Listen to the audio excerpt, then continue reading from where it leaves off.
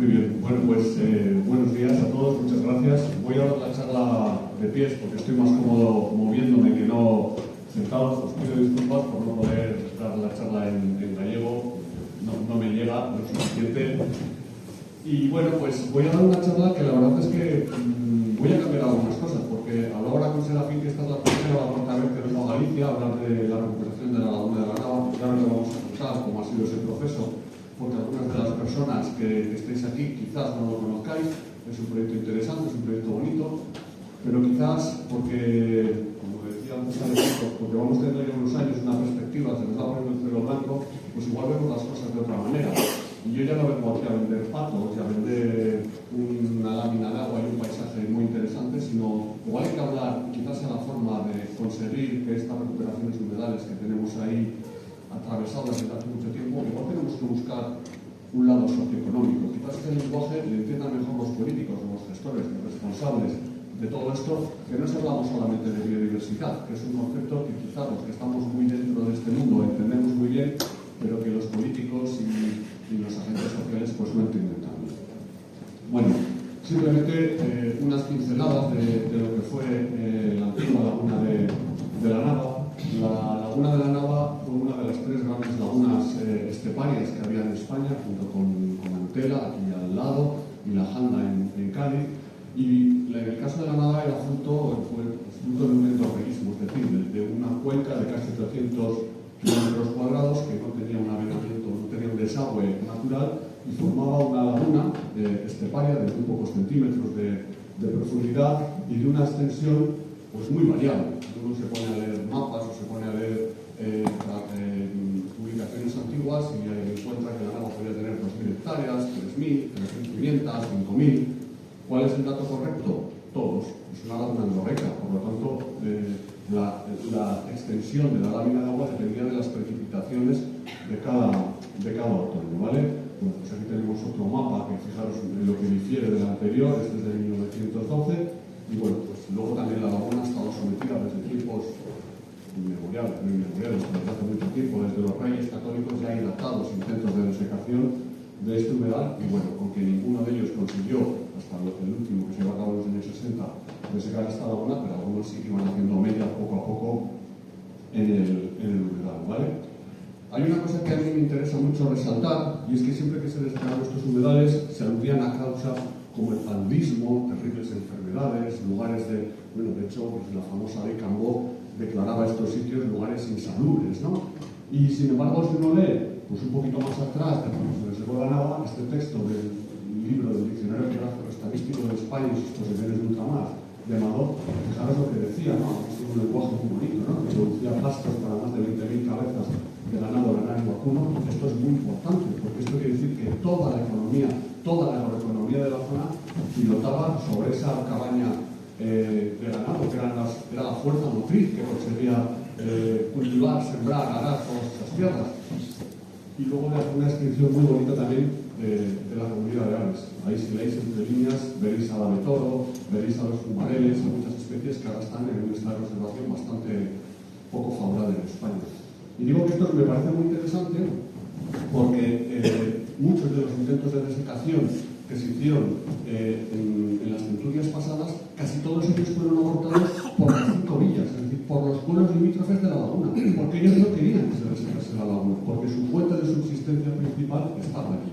Y eso les miente mucho esa idea que nos han dicho en los últimos años de que, bueno, se hizo por un tema de sanidad, que los pueblos querían librarse de ese terrible problema que era la laguna. Eso no es cierto, ¿vale? Bueno, finalmente la Nava, entre los años 50 y 60, al amparo de la ley Cambó, este ministro franquista, que fue el que dictó esta ley, mediante la cual, pues en una nueva época de desarrollismo agrícola, se desecaron multitud de humedales en toda España, y uno de ellos fue la Nava. Aquí podéis ver, esto es el cuerpo central de la laguna de la Nava, están unas 2.200 hectáreas, y este cuerpo que veis aquí es otra parte de la Nava que llegó a estar unida, ¿vale? Y que es la que realmente se recuperó, porque todo esto se puso ahí, se parceló y se puso. Vamos a ver ahora.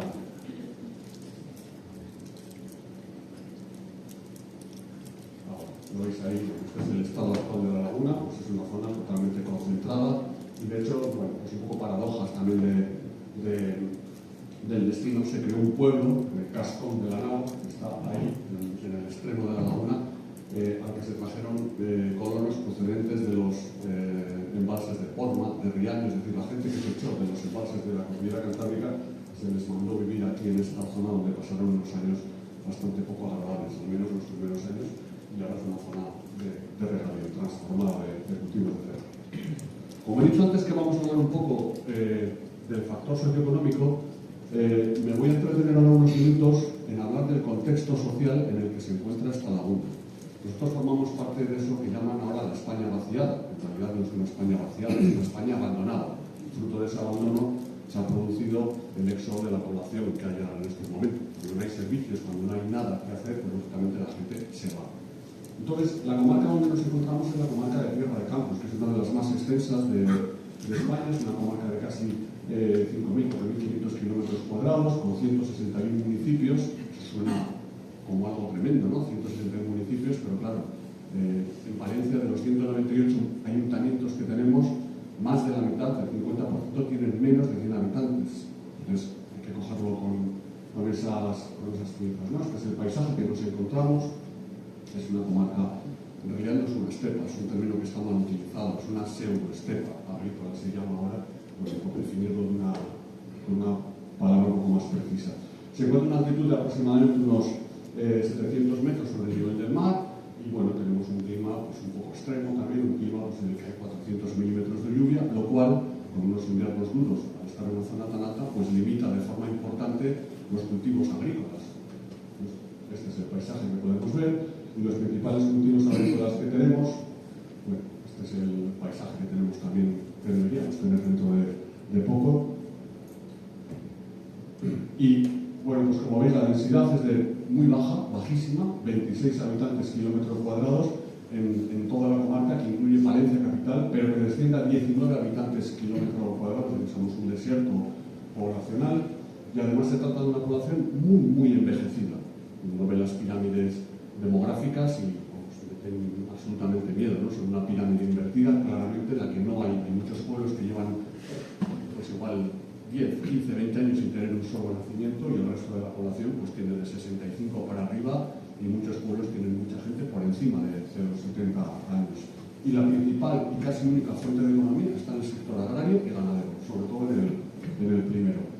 Había antes una actividad ganadera más intensa con el ovino, pero es un trabajo muy sacrificado, que parece ser que no es económicamente muy rentable, se va abandonando. Cada vez que se jubila un pastor se pierde un rebaño de ovejas, y lo único que queda ahora pues es una agricultura cada vez más intensiva, cada vez más modernizada. Nosotros tenemos un grupo de amigos que decimos que estamos asistiendo a una especie de rancherización de la comarca de Tierra de Campos, siguiendo un poco el modelo americano, porque eran pequeños parcelas, pues cada vez se van concentrando en más y parcelas más y más grandes, o van pasando los pequeños propietarios a pequeñas sociedades que van cogiendo todos estos cultivos, y que finalmente en un plazo no muy largo terminarán con muy pocas empresas que gestionarán toda una gran superficie agrícola, en la que únicamente se planta cereal de secano, cebada sobre todo, trigo, y sobre todo uno de los cultivos más importantes y más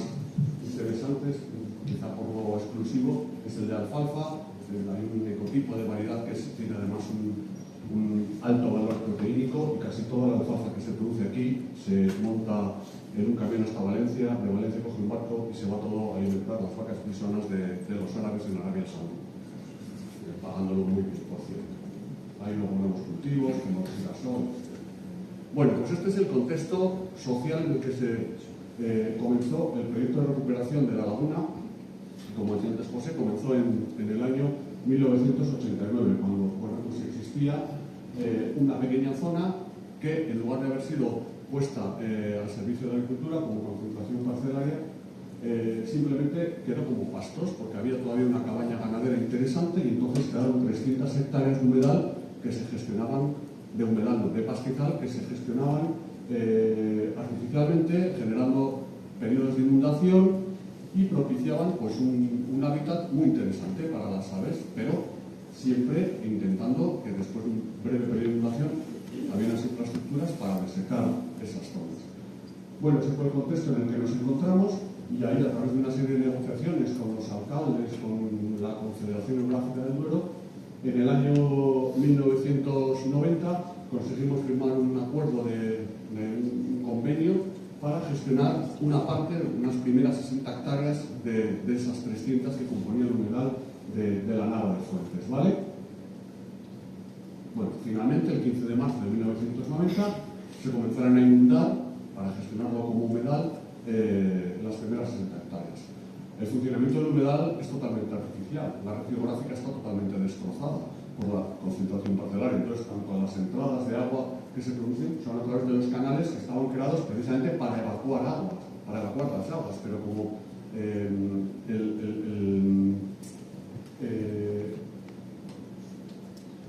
sí, bueno, vale, sin más, no me voy a extender mucho más en ello, ¿vale? Bueno, los trabajos de restauración fueron bastante sencillos, fueron unos pequeños, anular unos pequeños canales de drenaje, construcción de algunas pequeñas infraestructuras, quizás no de la forma, se podía haber hecho de una forma más natural, pero bueno, estas obras luego las hace la administración, las encarga quien las encarga, pero bueno, el caso es que finalmente el humedal lleva funcionando ya pues veintitantos, 30 años de forma continuada, y ahora vamos a ver un poco cuál es la importancia desde el punto de vista medioambiental que tiene. Posteriormente a la recuperación de la Nava, y esto es interesante, apenas unos años después hubo algunos alcaldes que tenían otros terrenos que también eran inundables, aunque no permanecían por esas infraestructuras que digo yo que tenían construidas para desecarlo, pero se ofrecieron esos terrenos para llevar a cabo, para cometer nuevos proyectos de recuperación. Fue el caso de las lagunas de Boada y el caso de las lagunas de Pedraza. Entonces, en los años siguientes se acometieron estos proyectos de recuperación, ¿vale? En el caso de la laguna de Boada, pues tuvimos que hacer también diversas obras para anular los canales que desecaban o que no permitían la inundación de las aguas, y hubo que hacer incluso un bypass porque parte de las aguas que entraban del arroyo pues recogían aguas de un polígono industrial, no un polígono industrial, un polígono en el que había una industria peletera y eran aguas con unos niveles de contaminación muy elevadas, y eso pues era una locura meterlo en el humedal, pero se consiguió que la Confederación financiase un bypass que, si no solucionaba el problema de la contaminación, sí por lo menos nos permitía meter agua de calidad en la laguna. Y en el caso de la laguna de Pedraza, pues fue una cosa muy similar. ¿Sabes? Este sencillo muro de tierra y piedra que veis ahí fue lo único que hubo que hacer para tapar ese desagüe tan evidente que vemos ahí en el centro, y que es lo que causaba la desecación la desecación de la laguna de Pedraza, ¿vale? Bueno, voy a pasar rápido esto porque si no voy a quedar sin tiempo, ¿vale?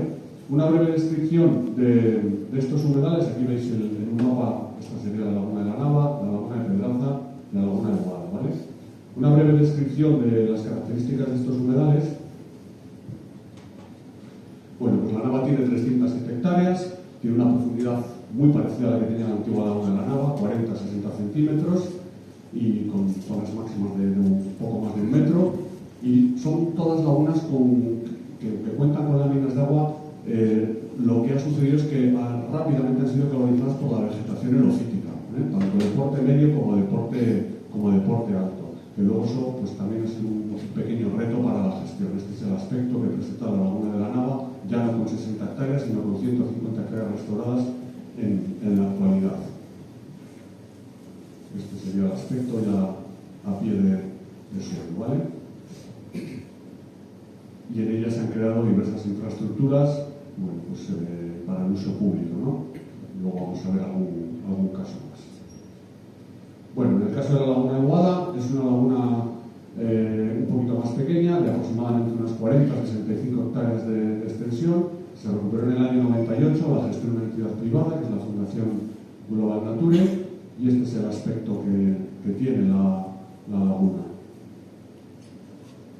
Aquí tenemos la laguna en los meses de otoño y de invierno, pues todos los puntos que veis ahí abajo son ansares, que era una especie que antes invernaba por miles, y de repente ha pasado en cuestión de nada, de apenas 15-20 años, tener una población de más de 20.000 ansares, 20-30.000 ansares invernantes entre las 3 lagunas, los gansos, de la misma forma que aparecieron, han desaparecido. Ahora se quedan todos a internar en Holanda, tienen 1,5 millones de ansares, tienen un problema de gestión enorme, y la invernada tradicional de ansares en Doñana y en humedales de la zona esteparia ha desaparecido. En muy pocos años, cuando los que sois muy pajareros y queréis ir a ver estas aves, pues tendremos que ir hasta Holanda, porque aquí probablemente van a dejar de bajar. Bueno. Y esta es la última laguna, que es la laguna de Pedraza, que se recuperó en el año 2005. Tuvo bastantes problemas porque aquí hubo que hacer bastantes obras hidráulicas para conseguir recuperar los arroyos que introducían el agua en la laguna. Y aquí lo han visto perfectamente, además se puede apreciar todas las obras que tiene construidas precisamente para todo lo contrario, para desecar la laguna y que hubo que anular. Esta es la laguna de Pedraza. Como he dicho antes, son lagunas esteparias, que es un tipo de humedal muy interesante.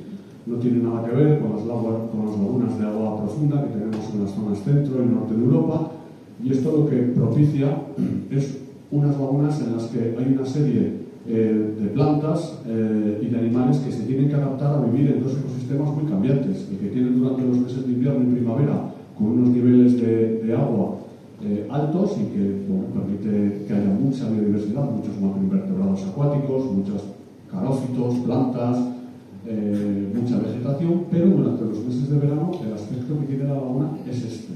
Por lo tanto, las plantas, por ejemplo, pues han tenido que adaptar, plantas acuáticas, como pueden ser los carófitos, bueno, han tenido que adaptarse para vivir en este medio y poder subsistir varios meses del año, dejando, bueno, pues sus semillas, sus esporas, sus rizomas, que sean capaces de mantenerlas con vida hasta el nuevo periodo de inundación. Este sería un poco un corte esquemático de lo que es la laguna, con todos los diferentes tipos de vegetación que aparecen. Estas lagunas tienen también un carácter subsalino, por lo tanto muchas de las plantas que tenemos, sobre todo en las zonas marginales, son plantas muy interesantes, adaptadas a vivir en suelos con una elevada salinidad. Muchas de estas especies están protegidas y tenemos otras, como por ejemplo esta planta que veis aquí, el Mutomus umbellatus, que son plantas de distribución muy rara, muy escasa en la península ibérica, y que de repente en humedales que llevaban 40, 50 años sin prácticamente vegetación acuática, y que gracias posiblemente a las aves acuáticas que han transportado sus semillas, sus rizomas, pues han conseguido recolonizar estos humedales. Y sin duda, pues el principal atractivo, que es lo que también más nos hemos preocupado en meter en estas lagunas, han sido las aves, ¿no? Sobre todo encabezados por las aves acuáticas, por los ansares. Aquí veis un poco una gráfica de cómo ha ido subiendo los censos de aves acuáticas. Ya veis que hay años en los que se llegaban hemos tenido años con censos de hasta 40.000, 50.000 aves acuáticas, donde antes no había nada. Y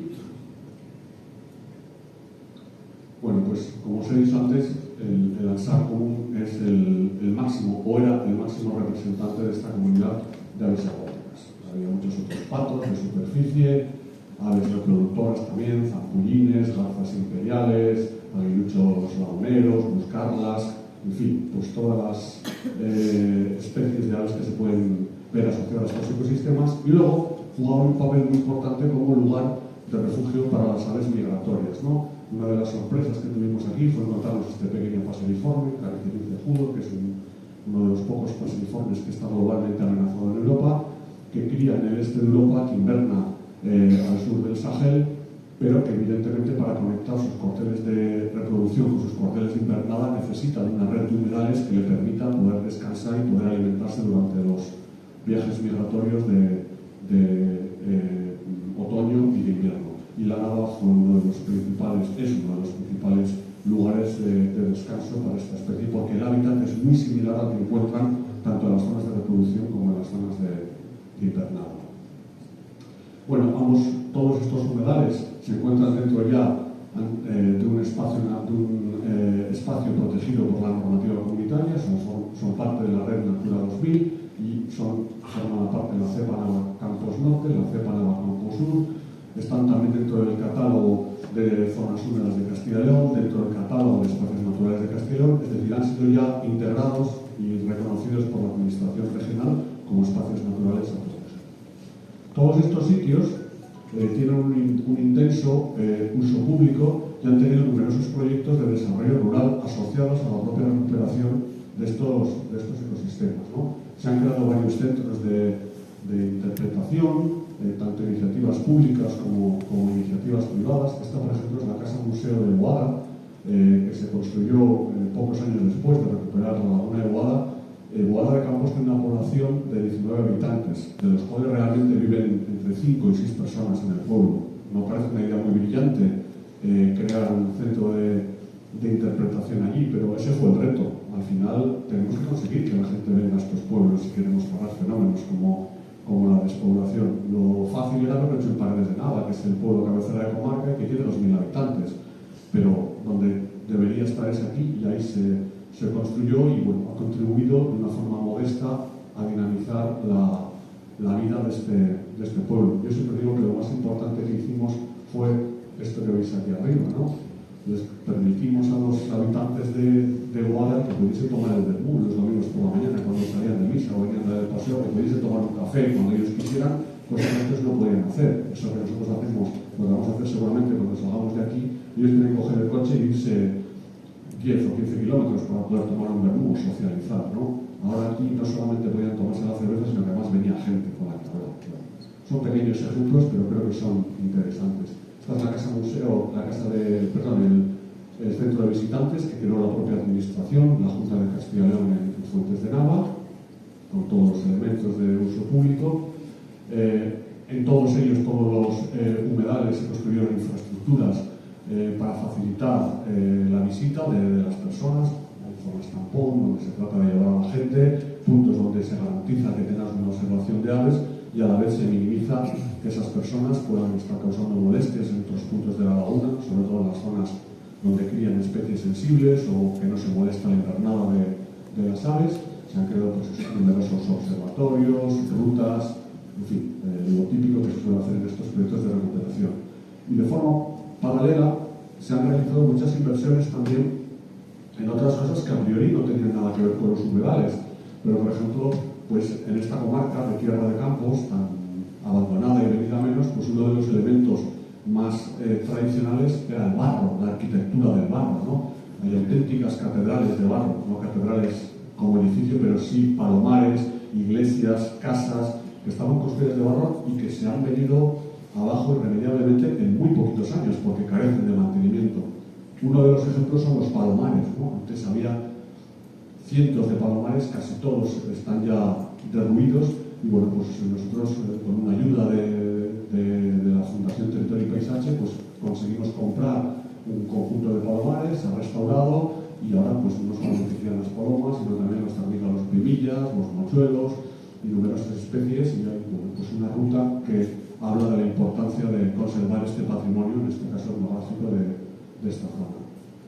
Todos los humedales, la gestión de los humedales, nosotros siempre hemos abogado porque se realice siguiendo unos criterios científicos, es decir, la gestión de un humedal es muy compleja porque es un ecosistema muy cambiante en muy poco tiempo y requiere de acciones continuadas. Pero estas acciones no se pueden tomar alegremente en un despacho de hay mucha vegetación, vamos a cortarla o vamos a quemarla. Yo creo que hay que primero una serie de parámetros, hay que medir una serie de parámetros que nos permitan que la toma de esas decisiones pueda llegar a ser la más acertada posible. Pues se vienen haciendo análisis de aguas, se han hecho numerosos estudios de los macroinvertebrados acuáticos, censos de aves, seguimiento botánico, para que esas decisiones, insisto, no siempre se ha hecho así, pero por lo menos tener esa información antes de tomar las decisiones, ¿vale?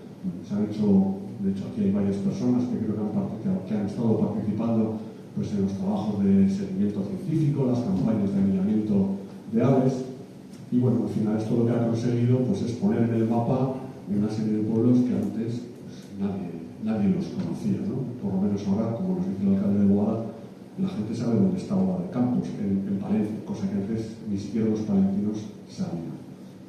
Bueno, y voy a entrar al meollo de la cuestión. He pasado muy rápido todo esto porque me gustaría abordar con más detalle esto que tenemos aquí. Y aquí ya enlazo también un poco con el caso que que tenemos muy próximo aquí, que es la laguna de Antela. Y la primera conclusión que a mí me gustaría resaltar es esta, que la recuperación de humedales o de hábitats asociados a ecosistemas húmedos, incluso de aquellos que han sido totalmente destruidos, como era el caso de la nava, es posible, que es una causa que muchas veces alegan los políticos. No, es que esto ya está totalmente destruido. Bueno, perdón, sí, está totalmente destruido, pero tenemos técnicas que nos pueden permitir llegar a conseguir su recuperación. Y luego, además, la naturaleza suele ser bastante agradecida y en muy poco tiempo se suelen conseguir unos resultados bastante espectaculares desde el punto de vista de recuperación de biodiversidad. En el caso de la laguna de la Nava, este tipo de hábitats supuso, como he dicho, en apenas 20 años, la recuperación de hábitats de gran interés, algunos son hábitats de interés comunitarios, y esto lo demuestra el hecho de que después de su declaración hayan sido incorporados a la red Natura 2000, es decir, a la red de espacios naturales de la Unión Europea. Son merecedores de estar debajo del paraguas de protección de esta directiva de conservación de biodiversidad que tenemos en Europa. Y luego, es algo también muy importante señalar que los trabajos de restauración han contribuido a mejorar la economía de la zona. Han generado numerosos empleos directos, han conseguido que muchas personas que no teníamos, bueno, en mi caso sí tenía algo que ver con Fuentes, mi madre había nacido ahí en ese pueblo, pero yo hacía años, yo nací en Palencia y vivía en Palencia. Bueno, pues ahora mi familia, mis hijos, vivimos en Fuentes de Nava desde hace 20 años, y como yo hay otras 4 o 5 familias, en un pueblo que tiene 600 habitantes, somos un porcentaje ya representativo, ¿no? Que vivimos en el mundo rural, que nos hemos asentado allí y que contribuimos pues, a mantener un poquito ocupada esa zona tan vacía demográficamente. Y luego han supuesto inversiones de unos cuantos millones de euros, tanto en la creación de infraestructuras como en ayudas públicas directas o indirectas que han llegado a los ayuntamientos por la gestión o por mantener esos ecosistemas haciendo esa función. Y eso es muy importante, ¿no?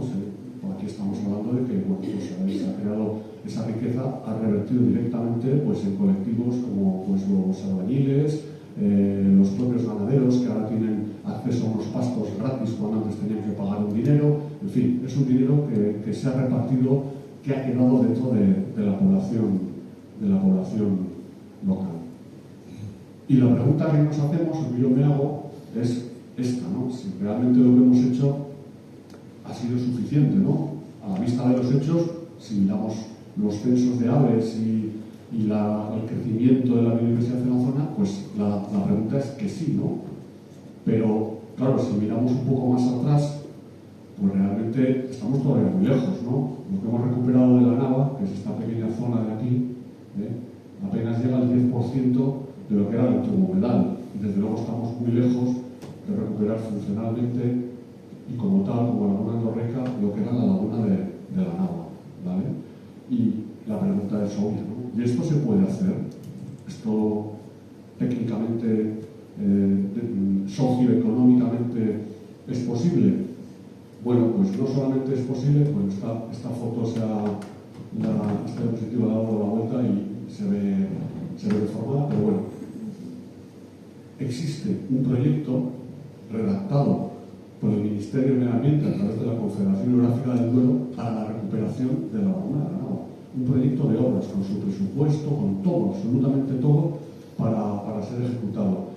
Bueno, insisto, la foto está deformada y era una animación en la que se tenía que ver cómo, bueno, pues a través de los diferentes vuelos y las diferentes cotas de inundación, como la laguna pasaría de tener, pues en la cota mínima, la superficie que se inundaría hasta, si se llegaría a la cota máxima, como llegaría a tener, se podría llegar a inundar una superficie de casi 4.000, 5.000 hectáreas de extensión. Además, con unas obras muy sencillas, porque está al revés, pero este es el arroyo Valdejinate, y este punto de aquí tiene un topónimo que explica todo muy fácilmente. Se llama El Tapadero.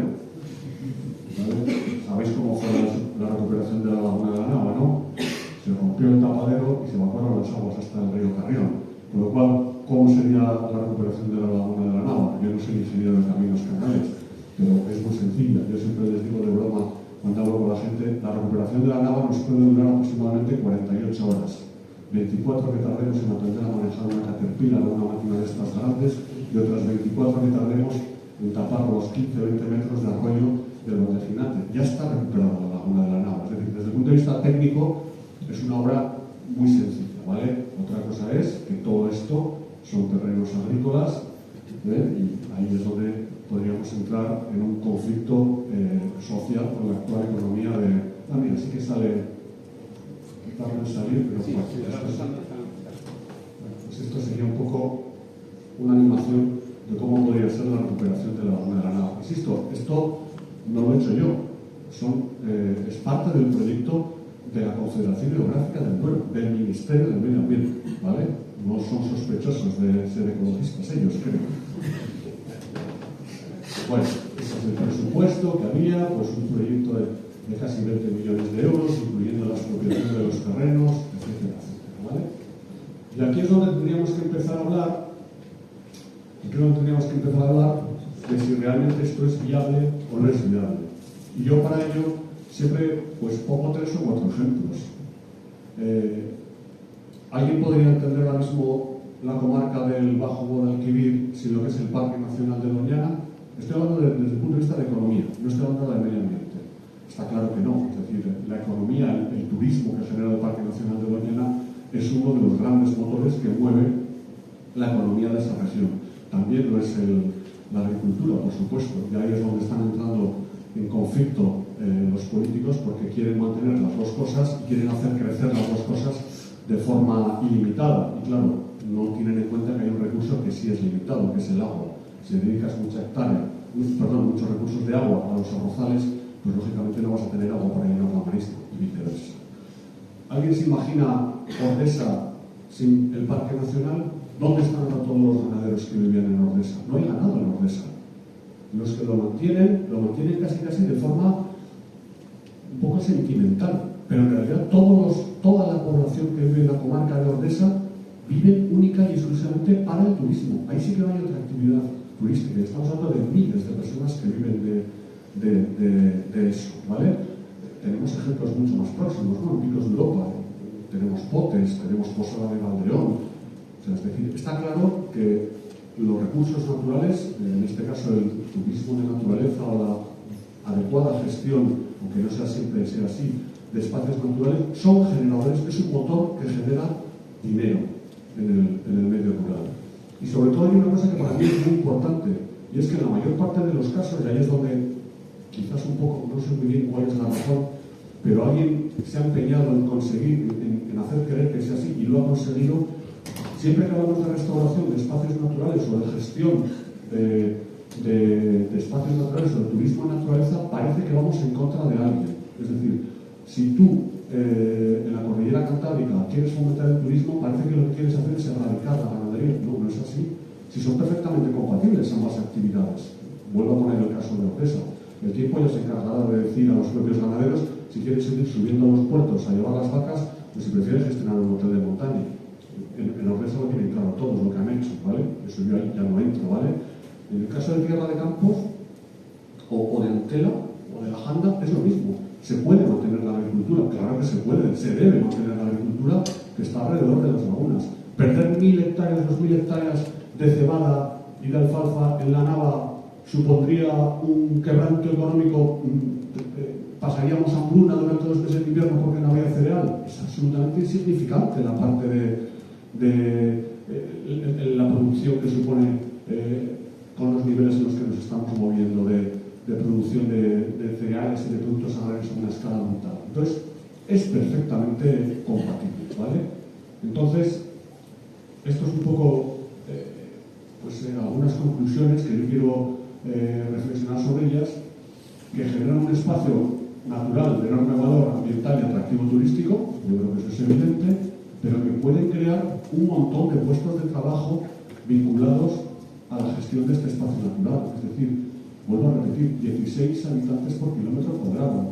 Si la Nava se recuperase en estos momentos, indudablemente, en el más catastrofista de los casos, se generaría una cantidad de recursos de turismo, de espacios de alojamientos, de guías de naturaleza, de personal vinculado a la gestión del humedal que generaría muchísimos más puestos de trabajo que los que genera la agricultura. Eso pasa ya ahora mismo. Lo que pasa es que, insisto, muchas administraciones no tienen verbo y aquí entra en juego, y esto ya sí que es una opinión muy personal, entra en juego la política.